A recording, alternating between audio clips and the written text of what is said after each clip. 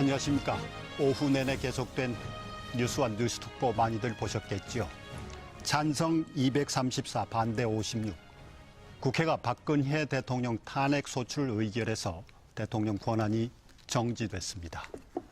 황교안 국무총리가 대통령 권한 대행을 시작했고요. 헌법재판소가 탄핵 심판에 착수했습니다. 대통령은, 국정은, 정국은 앞으로 어떻게 되는 걸까요? 또 어떻게 해야 할까요? 여러 생각들 많으실 텐데요. 여야 3당 중진 의원들과 함께 해보시죠. KBS 특집 좌담 1시간 생방송입니다. 김성태 새누리당 의원, 국회 최순실 국정농단 의혹 국정조사 특위위원장이죠. 네. 예, 김성태입니다. 예, 박영선 더불어민주당 의원, 역시 국회 국정조사 특위위원이시고요. 네, 반갑습니다. 천정배 국민의당 의원, 국민의당 공동대표를 지내셨어요. 네. 예, 안녕하세요. 자, 세 분 어서 오십시오. 고맙습니다. 세 분 어디서들 오신 저는 분입니까? 국회에 있었습니다. 네, 국회에서. 예, 왔는데. 국회에서 왔습니다. 저도 국회에서 왔습니다. 그러니까 탄핵안 표결 마치고 다 국회에서 회의가 쭉 있었구만. 저녁 식사들은 뭐 하셨는지 모르겠는데. 자, 김성태 의원님은 비박이시죠? 예. 이제 그 박자, 비박, 친박 진절머리 납니다. 비주류라고 불러주죠. 네, 비주류. 예, 여기 주류 쪽, 그게 친박 쪽에서 나오신 분이 안 계셔서 그쪽 입장도 좀 충실히 반영을 뭐 새누리당 의원의 입장으로 믿고요. 예, 나온 거죠. 먼저 뭐 이런 일반적인 질문을 드리기 좋아하지는 않는데요. 오늘은 날이고 일이 일인 만큼 아까 국회에서 투표소에 들어가셨을 때 느낀 소회부터 여쭤보고 가야 될 것 같아요. 김성태 의원님. 자. 참, 이 자괴감도 가지면서 정말 참담한 심정이었죠. 이 국민 이기는 권력 없는데, 과연 대통령과 새누리당은 왜 이 제대로 된 민심을 읽지 못했나 하는 큰 그런 자성과 반성의 마음이었어요. 대한민국 주권은 국민에게 있고, 결국 모든 권력은 국민으로부터 나올 수밖에 없는데 그 국민을 외면하고 일방통행식 국정운영과 또 천수칠 그런 일가들에 휩쓸려서 아무것도 하지 못한 이 참담한 상황에 대한 이루 말할 수 없는 고통이었죠. 네, 박영선 의원님은 투표소 안에서 어떤 이게 헌정사상 굉장히 비극적인 날이죠. 그리고 제 개인적으로는 제가 2004년도에 노무현 대통령 탄핵될 당시에는 국회의원은 아니었지만 그때 당 대변인이었기 때문에 그 당시 상황을 정확하게 기억을 하고 있는데 12년 만에 그 당시에 그 맨 뒷자리에서 웃고 있던 박근혜 그 당 대표께서 오늘 탄핵을 당하는 참 뭐라 그럴까요? 그 역사가 이것을 앞으로 우리 대한민국 국민들이 어떻게 그 기록을 하고 어떻게 또 기억을 하고 이런 어떤 국민적 분노를 대한민국의 미래를 위해서 어떻게 승화시키느냐 이것이 굉장히 중요하지 않을까 그런 생각을 했습니다. 네. 천정배 의원님은 12년 전 노무현 대통령 탄핵 때 국회에 계셨어요. 근데 아까 보니까 예. 투표 시작하자마자 나가서 투표소로 가시던데. 네. 예. 제 의석이 투표 장소에서 아주 가까워서 보통 때는 제일 늦게 합니다만은 이번에는 워낙 역사적인 투표이기 때문에 먼저 했습니다. 참으로 착잡했습니다. 우리 국민들이 스스로 뽑았던 대통령을 중도에 퇴진시키기 위해서 탄핵을 한다는 게 참으로 착잡하고 좀 어려운 일이죠. 근데 그러나 뭐 국회의원의 한 사람으로서 지금 국민들의 민심, 압도적인 민심이 이 박근혜 대통령을 탄핵해서 한시바삐 자리에서 물러나게 하고 또 그것을 그의 바탕을 두고 우리 사회의 낡은 질서, 이 나라의 낡은 질서를 이번에 좀 깨끗이 청소하자 하는 그런 염원과 열망을 지금 국민들이 담고 계신단 말이에요. 그래서 그 열망을 구체적으로 실천하는 어떤 국민의 대표자로서 한 책임감을 또 깊이 느꼈습니다. 네, 열망을 실천하는 대표자라는 말씀을 해주셨는데, 자, 가 234, 부 56, 찬성 반대 있죠. 이 기권 무효 불참 합쳐서 10표. 이게 아까 한 4시 10분쯤 저는 이 표결 결과가 발표될 때 좀 소름이 끼칠 정도였는데, 하루 전 어제 그 한 여론조사 회사의 결과하고 정확하게 일치하더라고요. 찬성률이 78%. 네. 300명의 78%가 딱 234표입니다. 자, 박 의원님, 표 예상 뭐 맞았어요? 어떻습니까? 저는 제가 생각했던 것보다 많이 나왔습니다. 나왔어요. 네, 네. 그만큼 그 국민적 저항감이 부정부패에 대한 저항감을 새누리당 의원님들이 굉장히 무겁게 생각했구나 이렇게 또 느꼈고요. 오늘 제가 낮에 그 지인으로부터 문자를 하나 받았는데 오늘처럼 국회의원에게 이렇게 간절한 마음으로 뭔가를 바라던 날이 있었던가 싶습니다. 이런 문자를 받았습니다. 그래서 제가 그 문자를 보고 국민들이 정말 숨죽이면서 이 역사의 오늘 이 한 장면을 정말 간절한 마음으로 기다리고 있다라고 생각했습니다. 네. 전전배 의원님, 투표 끝난 뒤에 국민의당에서는 한 230표 정도 예상했다고 뭐 그런 기사가 있더라고요. 전 의원 맞습니까? 이제 어제 오늘 우리 의원들끼리 뭐 일종의 내기도 하고요. 뭐 누가 맞히느냐 했었는데 대체로 230여 표를 예상하던 사람들이 많았습니다. 뭐 정확하게 234표를 맞힌 의원도 있었습니다만은 저는 한시도 마음을 놓을 수가 없었습니다. 과연 대체로 저도 뭐 가결은 되리라고 봤습니다만은 제가 생각한 것보다는 많이 남았습니다. 역시 저는 지금 혁명 상황이라고 문자 그대로 혁명이라고 봅니다만은 우리 국민들의 혁명적 민심이랄까요? 혁명에 처한 국민들의 민심의 압력을 우리 국회가 도저히 외면할 수 없었다고 봅니다. 김성태 의원님, 그 투표 결과가 나온 뒤에 당 의총도 있었고 당에서 표 분석을 하셨을 텐데요. 자, 사실상 새누리당은 비주류 진영과 또 주류 흔히 말하는 친박 진영의 그 탄핵 판세를 분석하는 데는 엄청난 차이였죠. 저는 비주류 의원으로서 흔히 말하는 새누리당 내 비상시국회의 멤버들과 오늘 아침 회동까지 하면서 사실상 탄핵 찬성에 참여하는 의원들은 확정적인 의원들은 사실상 35명을 가지고 기본으로 했습니다. 그런데 오늘 사실상 그러니까 찬성표가 234표, 네, 그 야당하고 무소속 의원 합치면 172표. 이표인데 모두 했다 그러면 62표가 더 나온 거거든요. 사실상 62표에 2표뿐만 아니라 무효가 7표였어요. 거기다 기권도 2표였어요.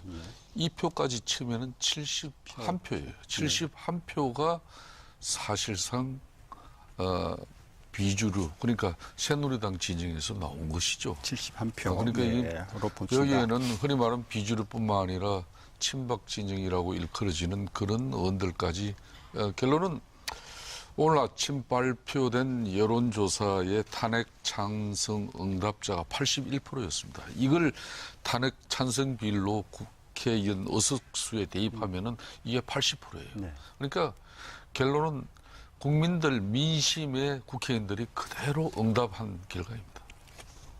새누리당 의원이 128명이니까 예. 이게 찬성이 62표, 그리고 뭐 기권 무효 이런 게 뭐 혹시 이제 야당 쪽에서 나온 것라고 보면 한 71표. 저는 야당 표는 여기서 나올 수가 없는 게 그러니까.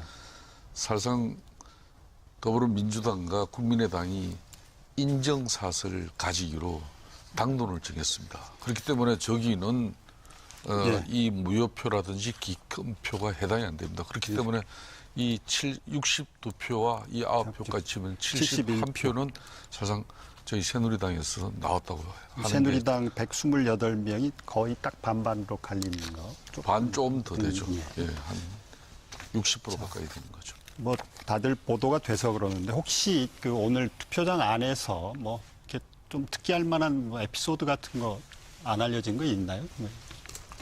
아니요. 오늘 투표장 분위기는 아주 굉장히 비장감이 흘렀습니다. 그러니까 2004년도에 노무현 대통령 탄핵 때하고는 아주 달랐죠. 그때는 거의 그 본회의장 안이 아수라장이었는데 네.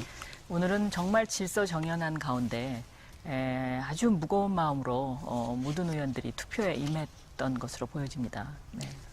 근데 그 오늘 그 중계를 본 시청자분들 가운데 자 대통령 탄핵 소추라는 것만큼 중요한 안건이 어디 있겠느냐. 근데 그냥 제안 설명만 하고 뭐 토론 없이 표결만 하는 거 그리고 또 표결 이거 무기명으로 하는 게 맞는 거냐 뭐 이런 이야기 간단히 짚고 넘어가죠.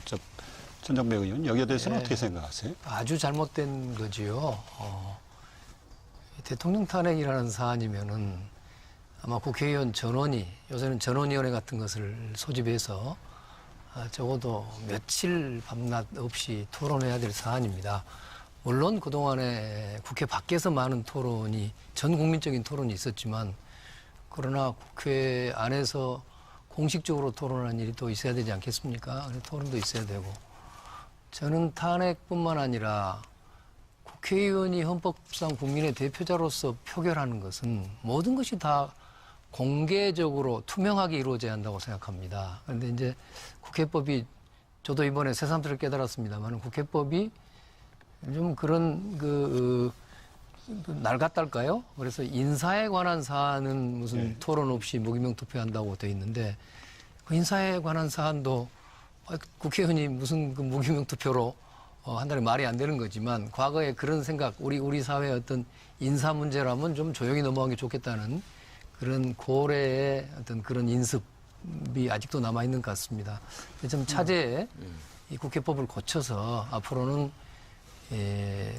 여러 사안에 탄핵뿐만 아니라 여러 사안에 토론을 활성화하고 또 무기명 투표는 아예 국회 사전에서 없앴으면 좋겠습니다. 두 분 국회- 야당 의원님들은 그럴 거고요. 국회법 112조가 이제 인사에 관한 안건은 무기명 투표로 투표한다. 하도록 돼 있는데 사실상 이 인사에 관한 안건은 무기명 투표를 한다고 해서 토론을 할 수 없는 건 아닌데 사실상 우리 동료 의원들 여야 모든 의원들이 그동안 수많은 토론과 논의를 즉 사회적 담론을 이렇게 크게 가져간 적이 어디 있습니까? 그러니까 올 국회 본회의장에서의 토론 이 자체는 아마 의원들이 다 부질없는 일이라고 이렇게 여겨졌던 것 같아요. 그래서 대통령 탄핵과 같은 이런 엄중한 사안은 이 헌법기관 개개인이 이름을 걸고 투표하는 것이 당연하다고 생각되는데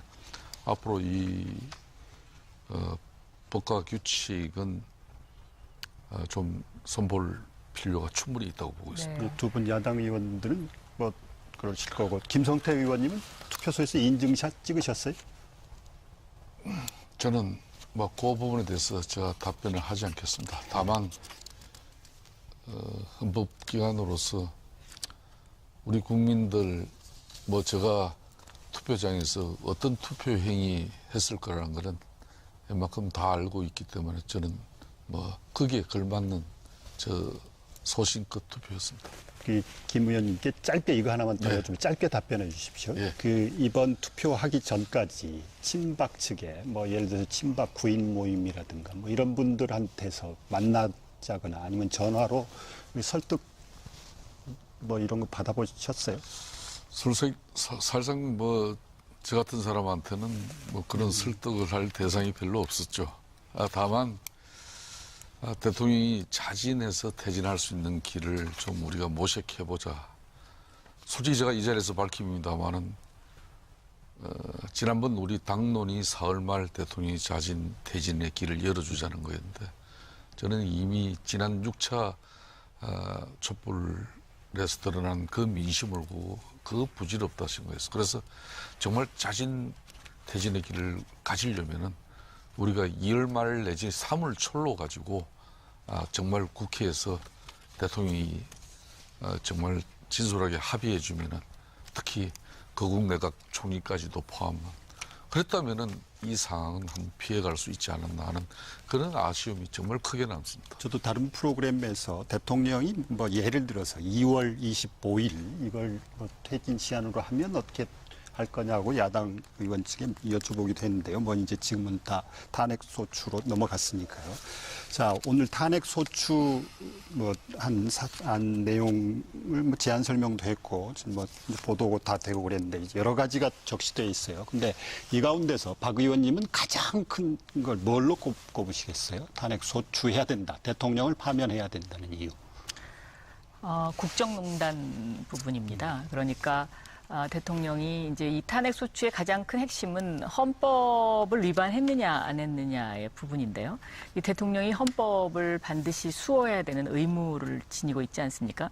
그런데 대통령이 이런 어떤 국무회의라든가 공식적인 어떤 그 국가의 시스템을 인정하지 않고 비선 라인을 동원해서 정말 대통령직을 사적으로 이용했다. 그 부분에 대해서 아마 국민적 분노가 제일 많지 않나 싶고요. 그리고 그 부분에 있어서 대통령이 정직하게 말씀하시지 않고 거짓말을 했다. 그것이 제일 큰 부분이다. 저는 그렇게 보고 있습니다. 네, 천정배 의원님. 예, 저도 비슷한 생각입니다만은 참 경중을 따지기 어려울 정도의 큰 과오들이죠. 말하자면 지금 말씀하신 국정농단 내지는 국정문란이라도 해도 되겠습니다. 우리 국민들은 박근혜 대통령을 선출했는데 마치 최순실 대통령을 뽑은 것처럼 국정을 운영했습니다. 있을 수 없는 일이죠. 그러나 또 그에 못지않은 게 재벌들, 우리나라의 대표적인 재벌들을 다 그 대통령께서 직접 만나서 800억 가까운 돈을 뜯었단 말이에요. 저희는 뇌물이라고 생각합니다만은 그런 정경유착의 부패 행위, 이것도 도저히 용납할 수 없는 일들입니다. 네.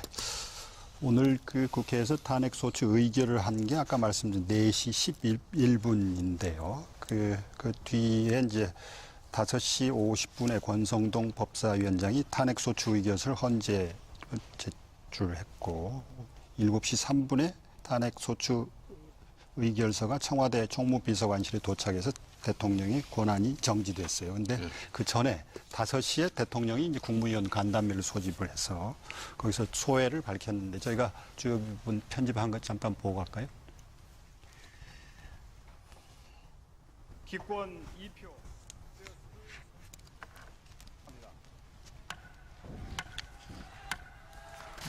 오늘 오후에 국회에서 대통령 탄핵 소추안이 가결되었습니다. 우리나라의 안보와 경제가 모두 어려움에 처한 상황에서 저의 부덕과 불찰로 이렇게 큰 국가적 혼란을 겪게 되어 국민 여러분께 진심으로 송구스럽다는 말씀을 드립니다. 또한 밤낮으로 국가와 국민을 위한 일에 여념이 없는 국무총리와 또 각 부처 장관을 비롯한 모든 공직자 여러분께 더 많은 어려움을 드리게 되어 안타까운 마음입니다. 저는 국회와 국민의 목소리를 엄중하게 받아들이고 있으며 지금의 혼란이 잘 마무리되기를 진심으로 바라고 있습니다. 앞으로 헌법과 법률이 정한 절차에 따라서 헌법재판소의 탄핵 심판과 특검의 수사에 차분하고 담담한 마음가짐으로 대응해 나갈 것입니다. 네, 그 대통령 소회를 들어보셨는데, 자 여기 마지막 부분에 들어셨는데 헌법과 법률이 정한 절차에 따라서 헌법재판소의 탄핵 심판과 특검 수사에 차분하고 담담한 마음가짐으로 대응해 나갈 것이다 이런 부분도 있고 그렇거든요. 박 의원님, 요 어떻게 들으셨어요? 지금 대통령을 지금 탄핵 소추를 했는데 탄핵 심판 중이라도 대통령이 국민 촛불 민심의 요구를 받아들여 즉각 물러나야 된다. 그게 지금 더불어민주당의 당론입니까? 당론은 아닙니다. 네. 네. 일단은 뭐 저희가 오늘 탄핵을 했기 때문에요.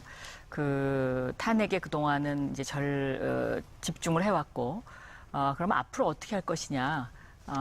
여기에 대해서 이제 오늘 의총이 열렸었는데요. 의총에서는 대부분의 의원들이 국민들의 마음속에 있는 분노도 있지만 또 불안도 있기 때문에 이 불안 부분을 더불어민주당이 어떻게 이것을 잘 꾸려나갈 수 있는 것이냐 이런 부분에 있어서 앞으로는 우리가 대한민국을 이번에 이 탄핵 사건을 선진국으로 가는 하나의 에너지로 모으기 위해서 정치개혁, 재벌개혁, 검찰개혁 이런 어떤 개혁을 하는 어떤 그런 방향으로 사회적 어젠다를 가져가야 되는 것이 아닌가 하는 그런 이야기들이 더 많이 나왔습니다. 네. 그러면 지금 이제 탄핵 소출 의결했으니까 그냥 탄핵 절차대로 간다라는 거예요? 그런 전제하에 이제 우리 당이 할 일이 무엇인가에 대한 이야기였는데요. 물론 이제 국민들은 그 분노한 마음이 탄핵으로 인해서 뭐 어느 정도 일정 부분 해소는 될 수 있었다고 생각하지만은 아마 즉각 대통령이 하야해야 된다고 생각하시는 국민들이 더 많이 있으실 겁니다. 그런데 일단은 오늘 국회에서 탄핵 절차를 밟기 시작했기 때문에 이 절차에 따른 앞으로의 어떤 국정 공백 해소라든가 이런 부분도 저희가 준비를 해야 되는 것 아닌가 저는 그렇게 보고 있습니다. 네. 전 의원님, 국민의당은 이 부분에 대해서 어떤 입장이세요? 예, 국민의당도 아직 박근혜 대통령이 탄핵 이외의 방법으로 퇴진해야 될 것인가 하는 점에 대해서는 입장을 정리하지 않았습니다. 아마 앞으로 논의하게 될 것이고요. 저는 오늘 박근혜 대통령의 담화를 들으면서 피의자 박근혜로서는 당연할 것 같다는 생각이 듭니다. 자기 방어를 하면서 앞으로 담담하게 수사도 받고 또 헌법재판소의 탄핵에도 응하겠다, 탄핵 재판에도 응하겠다는 것은 당연한 것일지 모르는데요. 그러나 박근혜 대통령으로서는 좀 더 책임 있는 국민들의 퇴진 요구에 대해서 좀 더 책임 답변을 했어야 되는 거 아니냐는 생각을 했습니다. 그런데 이제 담화보다도 제가 조금 더 심각한 문제는요. 이 민정수석, 최재경 민정수석의 사표를 수리한 것까지는 좋았는데요. 사표 낸 지 오래됐으니까 좀 좋았는데 새 민정수석을 임명했단 말이에요. 이미 탄핵 소추가 돼서 지금 그 통지를 기다리고 있는 상황 아니겠습니까? 여기서 새로운 인사를 한다. 그리고 그 인사가 사실은 아까 7시 3분에 대통령 권한이 정지됐죠? 네. 그 순간에 청와대 민정수석도 이제는 대통령 권한 대행에 참모가 된 것이지 자신의 참모도 아니란 말이에요. 참 있을 수 없는 일이고 박근혜 대통령이 참 안타깝게도 국민들의 매를 버는 일을 스스로 지금도 하고 있어요. 그 점도 굉장히 안타깝습니다. 그러니까 지금 대통령은 탄핵됐습니다. 사실상 이제 6차에 걸친 촛불 민심에서 드러난 실망과 좌절, 분노 있습니다. 분명 대통령이 잘못했습니다. 오늘 국회에서 탄핵 가결은 그런 국민의 분노에 우리가 이제 답을 한 것이죠. 그러니까 모든 것은 헌법과 법률의 테두리 속에서 이루어지는 것. 저는 두 분의 그 답변 속에서 대통령이 탄핵되고 나면 당연히 헌법에 의해서 총리가 권한되는 거는 너무나 자명한 일 아닙니까? 그런데 또 뭘 또 이야기를 하시려고 하는지 저는 그건 바람직하지 않아요. 제가 박근혜 대통령을 옹호하려고 하는 건 아닙니다만은 정확하게 대통령의 권한이 정지된 것은 오늘 7시 3분이었습니다. 박근혜 대통령의 탄핵 소추 의결서가 청와대에 정확하게 제출, 그때까지는 또 대통령으로서 헌법적 또 권한을 행사할 수는 있는 거죠. 다만 오늘 국회에서 이렇게 탄핵이 가결됐는데 그러면 최재경 민정수석을 진작에 사표 수리하고 왜 어제라도 새로운 민정수석을 임명하지 오늘 이런 모습을 보이냐. 저는 그거는 좀 안타깝게 생각합니다. 저는 그런 뭐 절차적인 문제에 대해서는 짧게 해주시죠. 네. 뭐 지금 김성태 의원님이 말씀하신 거를 수용할 수도 있다고 생각하는데 오늘 그 임명된 그 민정수석이 세월호 특별조사위원회 부위원장으로서 이 특별조사위원회를 해체해야 된다고 했다든가 아니면 과거에 삼성 그 특검을 하면서 삼성 측의 로펌 공동대표에 취임한다든가 해서 굉장히 그 사회적으로 국민들이 존경하기에는 힘든 분이거든요.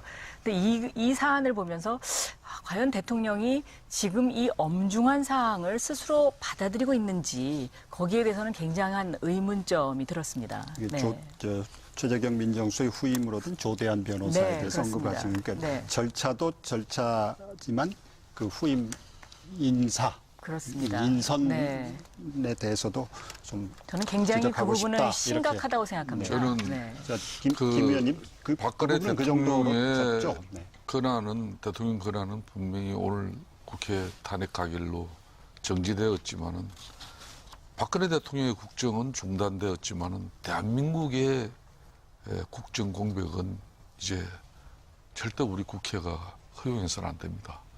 이런 때일수록 이제 사실상 대통령 권력은 붕괴해버리고 굳이 대한민국의 권력이 남았다 하면은 입법 권력만 남아있지 않습니까? 그것도 특히 여소야대 상황인데 그런 측면에서 더 이상 국민을 혼란스럽고 혼돈에 빠지는 그런 정치는 정말 위험해질 수 있습니다. 그러니까 철저하게 저는 헌법과 법률의 테두리 속에서 대통령 잘못됐으니까 탄핵된 것이고 이 탄핵의 최종 결정은 또 헌법재판소가 내릴 거니까 우리 국회는 이제 차분하게 우리 국민들의 마음을 보다듬어 주면서 다시 민생과 국가 경제가 우리 사회가 제대로 작동될 수 있도록 우리가 나서야 되는 것이죠. 김 의원님께 이거 짧게 여쭤볼게요. 제가 새누리당에서 이 상황에서 또 대통령께 이렇게 언제 적절한 시점에 사임하시는 게 좋을 것 같습니다. 이렇게 건의할 생각은 있으신가요? 어떻습니까? 김 의원 개인 의견도 좋고 아니면 친박이라든가 저는 중에서. 뭐 사실상 대통령이 최순실 일가에 의한 국정농단이 이루어졌고 손상된 이 헌법 질서를 회복하고 민주주의의 새로운 출발을 위해서는 대통령도 잘못된 것은 법 앞에 저는 평등해야 한다는 그런 주장으로 국회 탄핵에 사실상 야당의 힘만으로 되지 않는 것, 양심 있는 우리 새누리당의 많은 의원들이 참여했다는 것은 모든 게 헌법과 법률의 테두리입니다. 대통령은 이제 법률적, 헌법적 판단을 받은 거예요. 그렇기 때문에 이제는 대통령 자신이 이제 판단해야 되는 겁니다. 그렇기 때문에 그걸 우리가 강요하고 또 뭐 무리한 입장을 저는 취할 필요는 아니라고 생각합니다. 저는 조금 다른 생각을 가지고 있는데요.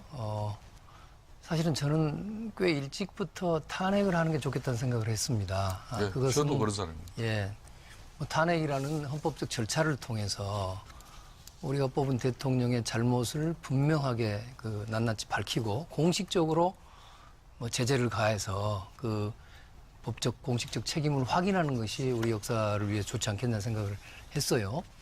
근데 문제는 지금 탄핵 소추가 됐습니다만 문제는 우리가 앞으로의 정치 일정을 예측하기가 어렵다는 겁니다. 지금은 헌법재판소의 박한철 소장을 비롯한 헌법재판관들이 앞으로 대통령 선거 시기가 언제일지 이런 것들을 다 결정할 그런 위치에 있단 말이에요. 그것이 지금 현재 우리 국가적으로 좋지가 않습니다. 그래서 여러 가지 경제도 마찬가지로 경제도 예측 가능해야 될 텐데 그 예측 가능성이 없는 상태로 가게 되는 것이 굉장히 안타깝습니다. 그래서 저는요, 박근혜 대통령이 뭐 많은 잘못을 했지만 비록 지금이라도 어떤 그런 국가와 국민을 생각한다면 이를테면 헌법재판소 결정과 관계없이 예컨대 뭐 1월 말 퇴진한다든가 무슨 12월 말에 스스로 물러나겠다든가 해도 나쁘지 않다고 생각합니다. 그런데 존경하는 천정부 의원님, 특별히 저는 12월 기대하지 말이나 않습니다만은 1월 이렇게 대통령의 결론은 자신 사퇴하면 하야를 말하는 건데 그 이후에는 어떤 상황이 옵니까? 바로 60일 이후에는 대통령 선거를 해야 되지 않습니까? 그런 말은 이렇든 저렇든 헌재 탄핵 이제 심판이 이루어지더라도 마찬가지고 지금 주장하신 대로 아닙니다. 하더라도 저는요. 그러니까 저 이야기 좀 예, 들어보십시오. 예. 짧게 그러니까 주시죠. 네. 지금 이 엄중한 상황이 이루어졌고 국민적 분노가 있다고 해서 또 대한민국이 졸속 대통령을 또 국민들에게 선택을 아니 강요하는 그렇지 것은 않고요. 그거는 맞지 예, 않아요. 아닙니다. 현재 대한민국 헌법은 대통령이 고리되면은 60일 이내에 뽑게 돼 있습니다. 그게 그렇습니다. 헌법입니다. 그러니까요. 제가 제 초점은 뭐냐 하면 헌법재판소에서는 몇 월 며칠 날 선고하겠다고 지금 정해놓을 수가 없습니다. 그렇잖아요. 예. 재판의 성질상. 그건 그러니까 6개월 이내에 하게끔 돼 있죠. 아니 물론 6개월 이내지만 예. 1월 말에 할 수도 있고 그게 뭐 근데 5월 말에 할 수도 있고 또 6개월 이내라는 것도 혼식 규정이어서요. 뭔가 예측이 불가능한데 예컨대 박근혜 대통령께서 지금이라도 아까 뭐 꼭 저는 12월 말을 이야기한 게 아닙니다. 이런저런 사정상 뭐 2월 말이 좋다고 그러면 2월 말이라든가 하는 자기 자신의 퇴진 시점을 확실히 공표하고 그때 퇴진한다면 지금도 그 다음에 대통령 선거 일정이라든가 한국의 경제 여러 안보에 영향을 미칠 수 있는 예측 가능성을 높여주는 효과는 있을 것이다. 저는 뭐 박근혜 대통령한테 이런 거 기대 안 합니다만은 그렇게 해줬으면 더 좋겠다는 생각을 가지고 있습니다. 지금 상황에서 대통령의 사임 여부에 대해서 논의가 그전에도 많이 있었고 지금까지 많이 있어 왔기 때문에 그 정도로 하고요. 자, 이제 우선 야3당이 다음 주 월요일부터 30일간 임시국회 소집 요구를 한다면서요. 네, 그렇습니다. 그러면 예. 임시국회 소집하자는 까닭이 뭐 이런 것도 논의하자는 건가요? 대통령의 뭐 사임이라든가 아니면은 뭐 권한대행의 권한 범위라든가 뭐 이런 것 정치적인 논의도 필요하다고 보시는 거죠 지금? 권한대행의 권한 범위는 우리나라 헌법에 뭐 명확하게 명시되어 있지는 않습니다만은 과거의 전례를 봤을 때는 관리자죠. 그러니까 그 관리자의 범위를 넘어서서는 안 된다고 생각하고요. 저희가 임시회를 하자고 요구한 것은 민생을 챙기자는 의미입니다. 그러니까 각 상임위원회에서 현재 이제 그 법안 논의도 더 해야 될 필요가 있고요. 또 여러 가지 이번 그 최순실 박근혜 게이트를 보면서 그 부정부패 정경유착 부분에 있어서의 어떤 사회적 경제적 정의 실현을 위한 제도 개혁도 좀 필요하다고 보고요. 그렇기 때문에 이러한 논의를 국회에서 계속 이어가야 되지 않겠느냐 하는 그런 의미가 담겨 있습니다. 권한대행의 권한 범위에 대해서 또 지금 모호하게 돼 있어서 이걸 좀 명쾌하게 정리할 필요가 있다. 이런 뭐 그래서 그런 법 발의도 돼 있습니다. 있죠. 예, 네. 민병두 그 부분에 의원이, 대해서는 천 의원님은 어떻게 생각하세요? 예, 저도 그 법안도 봤습니다만은 뭐 그 법안이 아니더라도 대체로 지금 박 의원님 말씀하신 것이 저는 답이라고 봅니다. 대통령 권한 대행은 국민으로부터 직접적으로 그 권력을 위임받은 분이 아니잖아요. 그러니까 중요 결정을 권한 대행이 해서는 안 된다고 생각합니다. 그래서 통상적인 관리 업무만을 하고 다음 대통령을 뽑아서 그 정권을 잘 이양해 주는 역할에 그쳐야 되겠죠. 물론 어떤 국가 비상사태가 생긴다고 그러면 그거를 즉각 대처해서 원만하게 수습하고 하는 역할들은 해야 되겠습니다만은 그러나 큰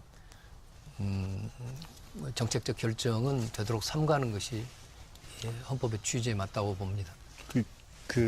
김 의원께 여쭤보겠는데요. 큰 정책적 결정. 자, 정부 인사에 대해서는 어떻게 생각하세요? 지금 현재 이미 급하게 법무부 장관이 공석인 상태고, 그다음에 경제부총리 후임 지명이 돼 있는 상태에서 지금 대통령 권한이 정지됐단 말이에요. 국민안전처장은 지명된 사람이 자진 사퇴를 한 상태고, 뭐 이런 부분은 어떻게 해야 된다고 그러니까 보십니까? 대한민국 헌정사 68년에 이제 두 번째 대통령이 탄핵됐습니다. 2004년 당시 노무현 대통령 당시는 당시 고건 대통령 권한대행 총리께서 63일 동안에 정말 최소한의 권한만 행사했죠. 그때도 차관 인사는 한 2번 했습니다. 그리고 이제 한 9건 정도의 이제 애교 조약도 체결은 했죠. 그렇지만은 적극적인 뭐 대통령 권한 대행의 행사는 하지 않았죠. 아무래도 한교안 총리도 전례를 비추어서 아마 그런 정도로 가지 않겠냐 이렇게 보는데 임종용 경제부총리와 법무부 장관, 국민안전처 장관 이거는 정말 지금 현재 국민의 안전 생기고 또 법적 혼란 막아야 하는 그런 부처의 수장들입니다. 특히 임종용 경제부총리 같은 경우는 추미애 민주당 대표가 임종용 내정자의 그런 임명 여부를 국회에서 논의하겠다고 밝힌 바 있거든요. 그러니까 이런 부분은 이제 우리 국회가 사실상 한교안 총리에 의해서보다는 우리가 자발적으로 국정 공백을 줄여주기 위한 그런 노력, 거국적인 정말 대한민국 국정 공백을 해소하는데 국회가 힘을 모아야 되는 것이죠. 저는 조금 생각이 다른데요. 거국적으로 힘을 모아야 된다는 데는 동의하지만 고건 권한대행과 한교안 권한대행은 이거는 엄청나게 다른 의미가 있습니다. 그러니까 노무현 대통령 시절의 고건 권한대행은 노무현 대통령의 그 어떤 말 한마디로 인해서 이뤄진 탄핵이었기 때문에 총리한테 책임을 물을 수는 없었던 사건이지만 이번 한교안 그 총리 대행은 이미 법무부 장관 시절에 정윤회 문건을 찌라시로 규정하면서 그 당시에 어떤 그 법과 정의의 수호라는 면에서 저는 이미 그 자격을 상실했다고 생각합니다. 그때 제대로 했으면 이런 일이 안 일어났을 테니까요. 그래서 공동의 책임이 있는 사람이 권한 대행을 하고 있기 때문에 정말 최소한의 관리자로서의 역할만 해야 된다. 근데 이 관리자로서의 역할을 벗어나게 되면 국민들이 지켜보다가 저는 다시 촛불을 들 것이다라고 생각하고 있고요.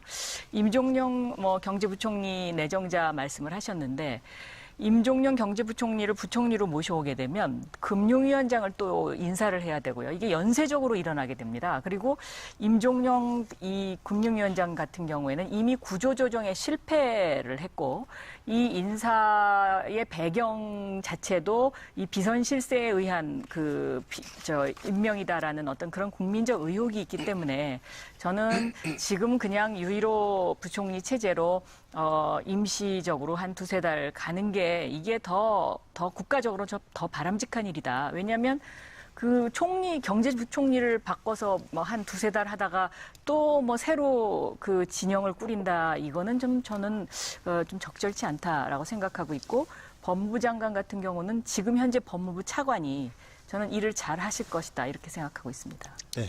그리고 천 의원님, 야권은 그동안은 황교안 총리가 대행 체제라는 건 박근혜 대통령 체제의 연장선이다. 그래서 총리 내각 총사퇴해야 된다. 이런 주장도 있고 그랬지 않습니까? 그런 건 이제 지금 다 걷어들이신 건가요? 걷어들였다기보다는 지켜보고 있는 입장이죠. 황교안 총리 체제는 바람직하지 않다고 생각합니다. 저희도 지금 박 의원님 말씀하신 것처럼 무엇보다도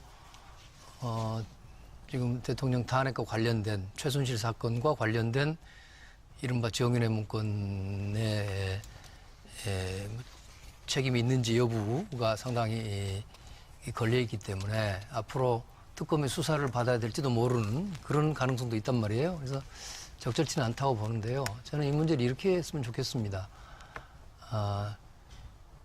지금 국민들이 직접 선출하는 권력은 대통령과 국회입니다.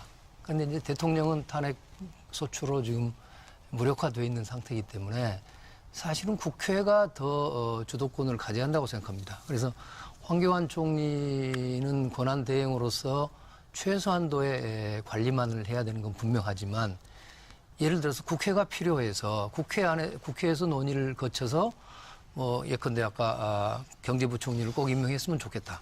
법무부 장관도 꼭 문제가 임명할 필요가 있다고 하면 그것을 따라주는 것은 저는 좋겠다는 생각을 합니다. 앞으로 이제 헌재가 어떻게 될지 모르겠습니다만은 1월 31일 내년 1월 31일이면 헌재 소장이 임기를 마치게 되죠. 네. 그러면 소장 그 후임을 임명하게 되려면 이제 황교안 권한 대행이 임명해야 될 수밖에 없는데 저는 평상시라고 그러면 대통령 권한 대행이 헌법재판소장과 같은 헌법기관의 수장을 임명하는 것은 적절치 않다고 봅니다. 그렇습니다. 예. 그러나 지금 가장 우리 국사 중에서 중요한 국사인 탄핵 이 심판의 원활한 진행을 위해서 국회에서 여야가 논의한 끝에 그것을 임명하는 게 좋겠다는 결론을 내리고 또 국민들이 여론이 뒷받침해 준다면 저는 그런 소극적인 의미에서 황교안 권한대행이 권한을 행사해도 좋다고 생각합니다. 저는 야권의 이 책임, 불가피하게 예. 인사를 해야 되는 부분에 한해서 예, 그 그러니까 지금- 이니 말하자면 지금 야권의- 황교안 총리가 앞장서지 말고 국민과 국회의 국회의 주도에 의한 두 분의 말을 말씀을 따라가는 것으로 정말 하면 좋겠습니다. 잘 들었습니다만은 김성태 의원님. 비록 예. 대통령을 우리 헌법기관이 지금 탄핵을 했지만은 또 초헌법적인 어떤 그런 입장을 야권에서 이렇게 가지면 저는 안 된다고 봐요. 지금 하시는 말씀들이 어떻게 보면은 가이드라인이 됩니다.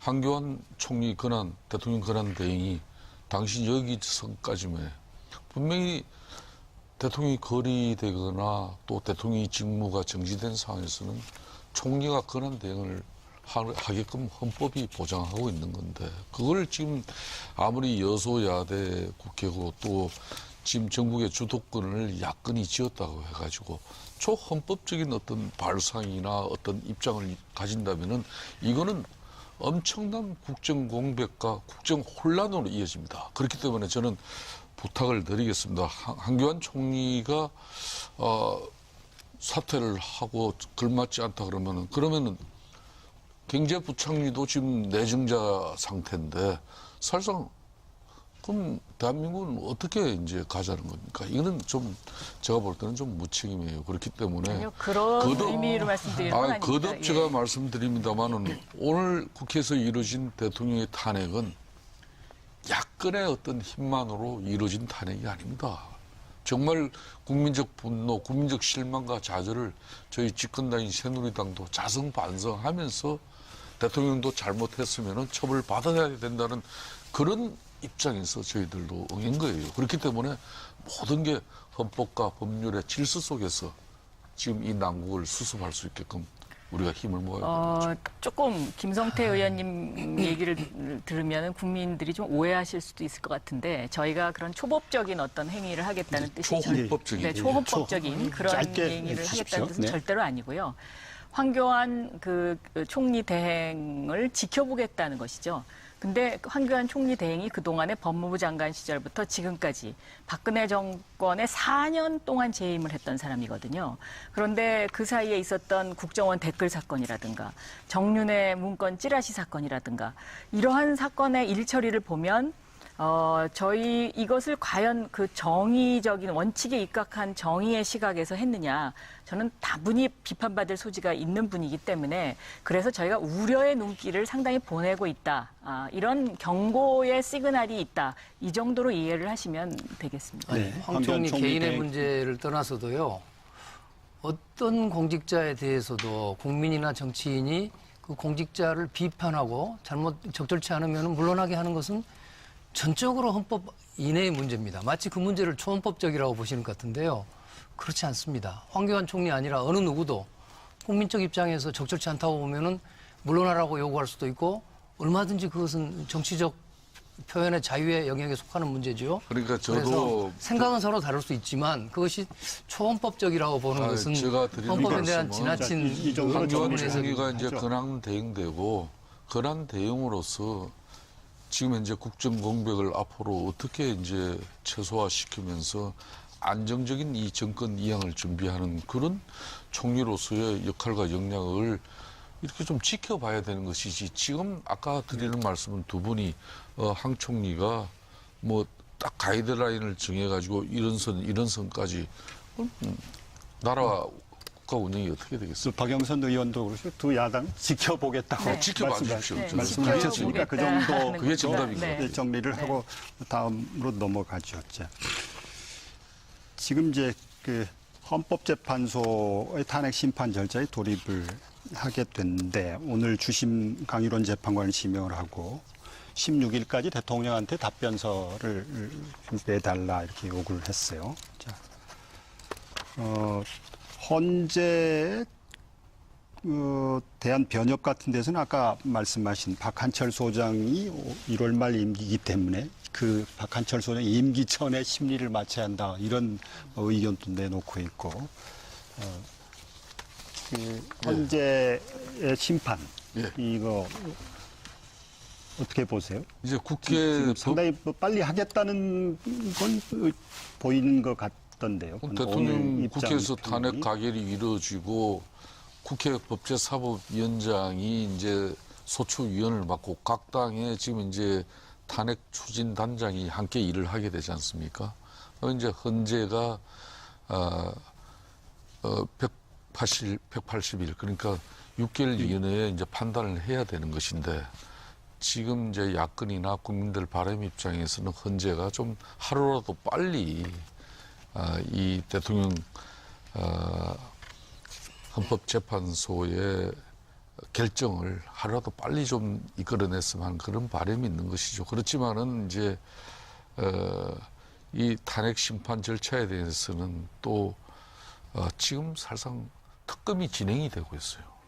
또 지난번 이제 검찰의 공소장이 우리 국회 입법 그러니까 헌법기관들이 그 공소장을 보고 대통령이 피의자의 신분이 될 수도 있고 또 헌법과 법률적 어떤 잘못이 있는 부분을 우리가 확인할 수 있었습니다. 그렇듯이 과연 그 내용만 가지고 판단할 것인지 지금 또 이루어지고 있는 이 특검의 수사 결과를 또 지켜봐야 될 부분도 상당 부분 나올 것이에요.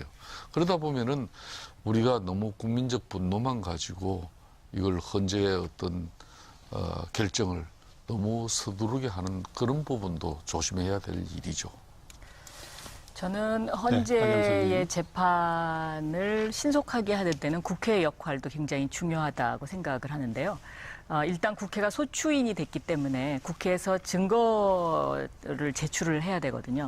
근데 이 국회에서 증거를 제출할 수 있는 방법이 바로 국정조사입니다. 그래서 이 국정조사를 좀 더 진지하게 그리고 지금 5차 청문회까지 예정이 돼 있는데 저는 이 국정조사를 저희가 좀 더 열심히 하면 헌재가 이런 어떤 판단을 하는데 굉장히 도움을 많이 줄 수 있다라고 보여지고요. 지금 이제 16건이 이제 그 탄핵 안에 들어가 있지 않습니까? 네. 그런데 그 16건 가운데 이번에는 그 노무현 대통령 때와는 달리 그 형사와 관련된 사안이 네. 많이 있기 때문에 뇌물죄 네, 적용 그렇습니다. 여부 뭐 이런 거. 그래서 이제 그 헌재 재판관들이 형사 절차를 좀 적용을 해서 사실 확정을 하게 될 텐데요. 그 사실 확정을 하는 과정에서 국회가 얼마만큼의 증거 제출을 확실하게 빨리 해주느냐, 이것도 저는 그 헌재의 그 심판을 당길 수 있는 굉장히 중요한 요소다라고 보고 있습니다. 네. 전 의원님, 지금 우리 그 박영선 의원님 16가지라고 말씀을 해주셨는데, 그래서 일부에서는 국회에서 그 소추 안에다가 너무 이게 여러 가지를 넣어가지고 오히려 헌재 심판 기일만 늘리게 된 결과를 낳는 거 아니냐, 뭐 이런 지적을 하는 사람도 있어요. 그 부분에 대해서는 어떻게 보시나요? 예, 헌법재판소가 좀 의지를 가지고 한다면은요, 꼭 이제 뭐 16개를 다 심리, 뭐 아주 극단적인 경우에는 16개를 심리 안 하더라도 한두 가지로도 헌법과 법률 위반이 분명하고 그것도 뭐랄까요, 뭐 죄책이랄까요, 그 정도가 매우 중대하다고 보면은 뭐 다른 여러 점에 대해서는 심리를 않고도 결정을 할 수 있다고 저는 생각합니다. 그래서 사실은 입증은 오히려 저는 쉬울 것 같고요. 지금 박 의원님 말씀하신 것처럼 국회에 지금 얼마 전에 재벌 그 총수들 나와서 이야기했지 않습니까? 난 그 정도도 충분히 입증될 수 있다고 생각하고 또 헌법재판소 자신도 증거조사를 할 수 있습니다. 미진하면은 재벌들 다시 불러서 물어볼 수 있거든요. 그래서 그것은 저는 뭐 상대적으로 크게 지연이 안 된다고 볼 수 있는데 문제는 헌법재판도 재판이기 때문에 절차적 정의를 잘 지켜가야 되지 않겠습니까? 그렇습니다. 그러면 문제는 박근혜 대통령 측에서 어떤 주장과 어떤 이제 증거를 대고 하느냐가 달려 있다고 생각합니다. 그리고 이제 흔히 저도 변호사를 해봤습니다만은 박근혜 대통령 측에서는 되도록이면 이 헌법 재판을 이제 그 탄핵 재판을 지연하려는 그런 의도를 가지고 또 여러 가지 지연을 하게 되면은 시간이 좀 끌릴 수밖에 없는 그런 측면도 있지요. 그래서 예. 좀 걱정이 됩니다. 헌재가 이렇게 질문을 예. 드릴게요. 두 분 지금 국정조사 특위위원이 나와 계시는데 지금 말씀하신 지금 국정조사 보고서를 그 헌재 심판을 이렇게 좀 빨리 하도록 하기 위해서 보고서 채택 같은 것도 좀 서두르실 생각은 있어요? 이거는 이제 우리가 법률적으로 정확하게 해야 됩니다. 국회에서 이 탄핵 소추안을 이렇게 탄핵안을 보면은 헌법 위반이 5개고 법률 위반이 8개예요. 그러니까 13개예요. 국회 탄핵 소추안에 등장하는 인물들만 50명이 돼요. 그렇기 때문에 지난 2004년보다는 사실상 헌재가 이 심리할 내용이 너무 시간이 많이 필요한 내용들입니다. 그런데 이걸 뭐 헌재도 이제 속도를 내겠죠. 더군다나 이 시국의 엄중함과 또 국정 공백에 대한 국민적 우려를 헌재가 충분히 알고 있어요. 그렇기 때문에 저는 아까 전정배 의원님께서 뭐 재벌들로부터 돈을 각취를 받은 쉽게 말하면 그것마도 뭐 헌재가 판단할 수 있을 거 아니냐 이렇게 말씀을 하시면 일리는 있습니다만은 근데 국회가 탄핵 소추를 하면서 우리가 이 탄핵안에 그 위반 사항이 13개나 되는 걸 한 개만 어떻게 검토해라 그럴 수가 있겠습니까? 그러니까 헌재가 좀 속도를 내서 진행시켜야 되는 것만은 틀림없고 우리 특히 국회 이 탄핵 소추를 한 우리 국회가 박영선님 말씀처럼 지금 국정조사가 충실하게 진행되고 있으니까 이런 모든 내용들이 아마 헌재가 판단하는데 많은 도움이 될 수 있지 않겠냐. 저는 이렇게 봅니다. 국정조사 지금 청문회가 이제 다음 주에도 14, 15, 16 이렇게 예정이 돼 있는데 핵심 증인 뭐 최순실, 안종범, 뭐 우병우 이런 분들이 이제 출석을 안고 있단 말이에요. 어떻게 출석시키 보관이 있으세요? 위원장님한테 여쭤봐야 되나요? 예. 사실상 이번 최순실 이 국정조사는 유례 없이 불출석 증인들에 대해서는 바로 동행명령장을 발부시켰고 이 동행명령장이 법적 강제권은 이 증인들을 구인하는 강제권은 없지만은 그렇지만 만일 동행명령장을 발부했음에도 국회에 와서 정원 출석을 하지 않으면은 국회 모욕죄로 5년 이하의 징역이에요. 그러니까 이게 상당히 처벌 수위가 높은 겁니다. 또 과거에는 국정조사를 하면서 엄포는 났는데 막상 고발 조치를 안 했어요. 그렇지만은 이번에는 다들 위원님들이나 각 당 입장도 단호한 의지가 있으니까 앞으로 국회가 국정조사를 통해서 채택된 이 정원이 국회 국정조사 계획서상에 국회 의결을 거쳤다 하면은 준사법적인 권한을 가지고 사실상 강제 구인을 할 수 있는 물론 국정조사 기간에 한했습니다. 그렇게 해서 이 정원들이 미국이나 독일처럼 국조위에서 채택된 정의는 반드시 설 수밖에 없는 그런 제도를 법을 고쳐야 됩니다. 시간이 다 됐어요. 그래서 마무리 말씀을 드려야 되는데 30초씩밖에 시간을 못 드리겠는데 지금 국회가 여기까지 온 게 아까 의원님도 다 말씀을 하셨습니다만 광장, 촛불 민심을 이렇게 따라서 온 거란 말이에요. 그럼 광장, 촛불의 민심이 여기서 더 나가라. 대통령 바로 하야시켜라. 이렇게 하면 그대로 또 따라서 할 겁니까? 박 의원님. 네. 저는 일단 탄핵안이 오늘 가결됐기 때문에 네. 그 30초씩 짧게 광장 해주십시오. 촛불의 민심의 분노가 일부분 해소됐지만 아직 완전히 해소되지는 않는다고 봅니다. 그런데 그 아직도 남아있는 그 분노를 국회가 어떻게 수용을 해서 이 분노와 불안의 이 두 축을 국회가 어떻게 잘 가지고 가느냐 이것이 굉장히 중요하고 특히 그 새로운 대한민국 그 광장에 아이들 손을 잡고 나온 그 어머니들 아버님들의 마음이 우리 후손들에게는 좀 선진 대한민국을 물려주고 싶은 그런 마음이지 않겠습니까? 그래서 이번에는 정말 이런 어떤 국민들의 분노가 제도 개혁, 대한민국의 미래를 위한 개혁으로 승화될 수 있기를 간절히 바라고 있습니다. 네, 전정배 의원 시간이 다 돼서 저는 20초. 국민들이 압도적으로 즉각 퇴진을 원하고 계시기 때문에 박근혜 대통령을 아주 헌법재판소에서 밤을 새워가면서라도 연일 심리를 해서 1월 30일 이전에 반드시 결론을 내는 게 옳다고 저는 생각합니다. 그리고 지금은 아까도 말씀드렸지만 지금 위대한 국민혁명이 진행되고 있습니다. 이번 혁명이 반드시 성공해야 합니다. 대통령 한 사람 바꾸는데 그치지 않고 이번 기회에 우리나라의 여러 가지 정치, 사회, 경제 그릇되고 낡은 것들을 이번에 업그레이드 시킬 수 있는 그런 제도 개혁에 관해서 우리 아마 광장에서부터 많은 논의가 있고 그것을 우리 정치권이 범국민적인 토론을 거쳐서 수용할 태세를 가지고 있어야 한다고 생각합니다. 네, 김정태 의원님. 예, 역사와 국민 앞에 머리 숙여 사죄드리고 싶습니다. 저희 새누리당은 이 사태에 대한 책임을 지는 차원에서라도 새누리당의 해체와 또 구태 청산에 앞장서겠습니다.